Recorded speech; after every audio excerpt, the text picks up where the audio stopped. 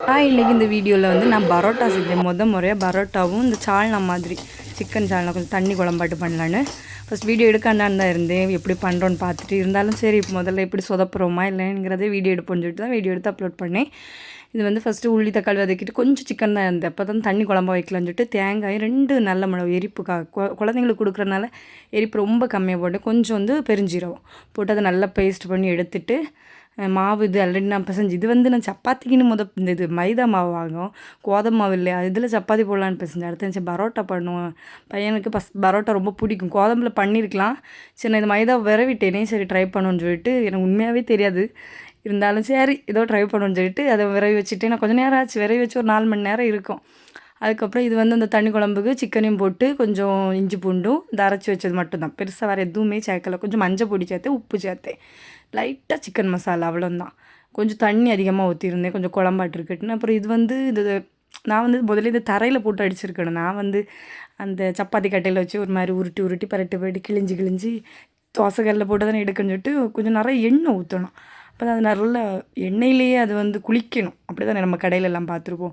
நமக்கு தான் அடிச்சும் பரட்ட வரான்னு சொல்லிட்டு கத்தியை வச்சு கீறு இது நிறைய இதில் பார்த்த மாதிரி இருந்தது எனக்கு.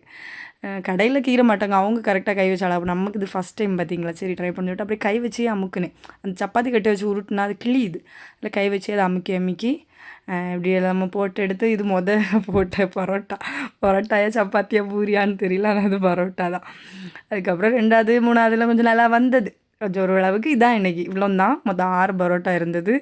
பரோட்டா டேஸ்ட் இல்லாட்டாலும் நான் பண்ணதுக்கு நல்லா தான் இருந்தது. ஃபஸ்ட்டு முறையாக ட்ரை பண்ணேன், சூப்பராக இருந்து பசங்களும் விரும்பி தான் சாப்பிட்டாங்க. அவனுங்களே பரோட்டான்னு ஒத்துக்கிட்டானுங்க, அதுவே எனக்கு சந்தோஷமாக இருந்து. அவனுக்காக தான் செஞ்சேன், அவனே இது பரோட்டாவாம்மா அப்படின்னு சொல்லிட்டு கேட்டு சாப்பிட்டான். அதுக்கப்புறம் தண்ணி குழம்பும் நல்லா தான் இருந்தது. இது ட்ரை பண்ணி பிள்ளைங்களுக்கு பிடிச்சதுக்காக தான் இது கண்டிப்பாக ட்ரை பண்ணி பார்த்தேன். நீங்களும் உங்களுக்கு பிள்ளைங்களுக்கு பிடிச்சிருந்தா கண்டிப்பாக ட்ரை பண்ணி பாருங்கள். சொதப்புனாலும் அவங்க இஷ்டப்பட்டு சாப்பிடும்போது இன்னும் ட்ரை பண்ணலான்னு இருக்குது. இன்னும் ஒரு வாட்டி கண்டிப்பாக நான் இது நல்லா பர்ஃபெக்டாக பண்ணி நான் வீடியோ அப்லோட் பண்ணுவேன்.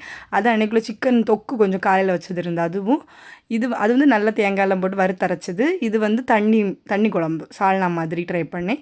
2மே அல்ட்டியாக இருக்குது, காரமே இல்லை, குழந்தைங்களும் விரும்பி சாப்பிட்டாங்க. அப்போ எனக்கு இது எப்படியாவது அப்லோட் பண்ணிடலாம் நம்ம ட்ரை பண்ணது அப்படிங்கிறதுக்காக தான் அப்லோட் பண்ணேன். நீங்களும் கண்டிப்பாக ட்ரை பண்ணி பாருங்கள். இந்த அளவு சொதப்பாது இருந்தாலும் கொஞ்சம் ட்ரை பண்ணி பாருங்கள். வீடியோ பிடிச்சிருந்தா கண்டிப்பாக சப்ஸ்கிரைப் பண்ணுங்கள். Thank you, tata.